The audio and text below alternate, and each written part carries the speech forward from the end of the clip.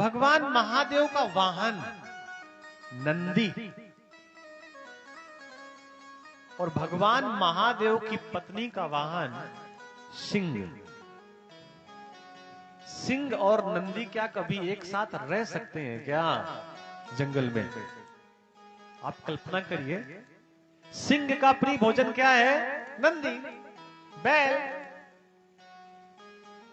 लेकिन एक ही परिवार में दोनों एक साथ रह रहे हैं। भगवान शिव के पास कौन है? भूत, और शरीर में लगी है बभूत। दोनों एक साथ है, किसी प्रकार का भेदभाव नहीं है। भगवान महादेव के गले में है हलाहल विष और माथे में है द्वितीया का अमृत युक्त चंद्रमा और सर में है गंगा। आग, पानी, विष, अमृत, ये सब एक साथ भगवान महादेव के हैं। गणपति का वाहन मूषक, चूहा, और भगवान महादेव के गले में क्या लिपटे हुए हैं? काले नाग, और दोनों एक साथ हैं। अब अगर कोई ऐसी स्थिति हो जाए कि भगवान शिव के गले का काला नाग गले से उतर करके नीचे आ जाए तो चूहा ऊपर चला जाएगा कि नहीं चला जाएगा? बोलो भाई। लेकिन ऐसा नहीं है। मयूर जब भी खाता है तो काला नाग ही खाता है, विषैला से विषैला। आप सोचो कि भगवान शिव के गले का हार अगर बाहर रख करके भगवान शिव स्नान करने चले जाए नदी में और उसी समय मयूर आ जाए, अब वापस भगवान शिव कहें हमारा हार कहां गया? और मयूर वाहन किसका है? कार्तिकेय जी का। भगवान गणपति की दो पत्नियां, रिद्धि और सिद्धि, दोनों पत्नियों के अलग अलग पुत्र, शुभ और लाभ। और कार्तिकेय जी के पास ना उनका विवाह हुआ ना उनके बच्चे। आप समझिए, एक पत्नी के साथ व्यक्ति बड़ी कठिनता से जीवन बिता सकता है, और दो पत्नियां और दोनों के अलग अलग बच्चे, अलग अलग संतानें, लेकिन फिर भी कहीं आपको उनके बीच में मतभेद नहीं मिलेगा। तो ऐसा है क्यों? किसी भक्त ने भगवान शिव से पूछा कि इतनी विशेष विषमताओं के बाद भी आप अपने पूरे परिवार के साथ बड़ी प्रसन्नता से रहते हैं, आखिर इसका कारण क्या है? तो उसका एक ही कारण है, राम चरित सुनबे को रसिया, राम लखन सीता मन बसिया। रामचरित सुनने के वो बड़े प्रेमी हैं, और राम जी शिव जी का चरित्र सुनने के प्रेमी हैं। राम कथा और कृष्ण कथा तब होती है जब हनुमान जी महाराज या भगवान शिव जी चाहते हैं। लेकिन जब भगवान नारायण को कथा सुनने का मन होता है तो किसी भक्त के कान में कह देते हैं कि हमें शिव कथा सुननी है, हमें शिव पुराण सुनना है। तो जहां पर राम कथा होती है, कृष्ण कथा होती है, वहां के प्रमुख यजमान श्री हनुमान जी महाराज होते हैं, और जहां पर शिव कथा होती है वहां के प्रमुख श्रोता स्वयं राम जी होते हैं।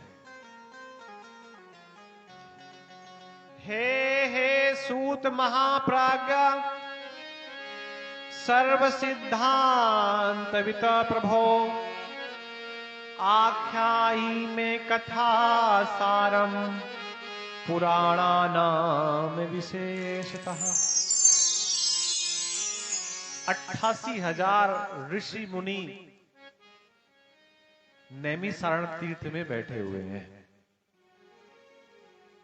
और उन ऋषियों का प्रतिनिधित्व कर रहे हैं सौनक जी महाराज। सौनक महाराज एक उच्च कोटि के ब्राह्मण हैं और कितने लोग इनके पीछे हैं? 88,000। बहुत बार मन में शंका होती है कि 88,000 की संख्या आखिर कैसे गिनी जा सकती है, कैसे पूरी हो सकती है? तो हमको लगता है कि यहां पर हम लोगों को ऐसा लगेगा 100 लोग बैठे हैं, लेकिन समझने का प्रयास करिए 100 लोग तो मनुष्य के रूप में बैठे हैं। बाकी जो 84 लाख योनियां हैं उनके भी तो जीव जंतु यहीं आसपास बैठे हैं ना। ऐसा तो नहीं है कि केवल हम ही लोग कथा सुन रहे हैं, बाकी लोग नहीं सुन रहे, सब लोग सुन रहे हैं। और कोई ये कह दे कि मनुष्य से ज्यादा कोई होशियार नहीं है, तो ऐसा नहीं है। गलत और सही का पता जानवरों को भी है कि गलत क्या है और सही क्या है। हां, मनुष्य को भले ही बहुत बार भ्रम हो जाता है कि गलत क्या है सही क्या है, लेकिन जितना पशुओं को पता है गलत क्या है सही क्या है, इतना मनुष्यों को देर में पता चलता है। गाय के सामने आप हरा चारा दिखाओगे तो गाय आपके पास दौड़ी चली आएगी, लेकिन वहीं पर उसे हरा बांस दिखाओगे तो पास नहीं आएगी। किसी कुत्ते को जब आप रोटी खिलाएंगे ना, आप कभी अनुभव करना, तो जैसे आप रोटी खिलाएंगे तो कुत्ता मुंह पे रोटी दबा लेगा,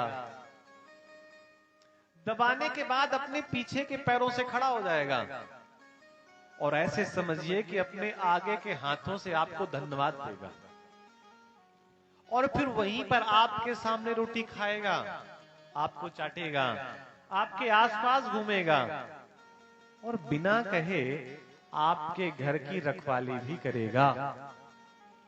कब? जब अपने हाथ से रोटी खिलाओगे तब। लेकिन वही कुत्ता, वही श्वान अगर आपके घर से रोटी चुरा के लाया हो तो पता है कहां खाएगा? 2-3 घर छोड़ के दूर, आपके सामने नहीं खाएगा, पीछे जाकर के झाड़ी में छिप करके खाएगा।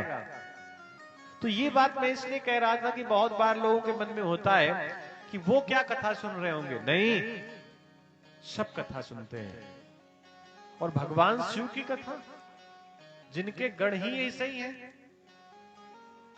किसी के मुख है किसी के मुख नहीं है। तो सौनक जी सूत जिसे कहते हैं कि हे सूत जी महाराज, कोई एक ऐसी कथा श्रवण करा दीजिए जिससे हमारा कल्याण हो जाए और बार बार हमें गर्भ के चक्कर में ना आना पड़े, बार बार हमें मां के उदर से जन्म लेना ना पड़े, ऐसी कथा सुना दीजिए। सौनक जी कहते हैं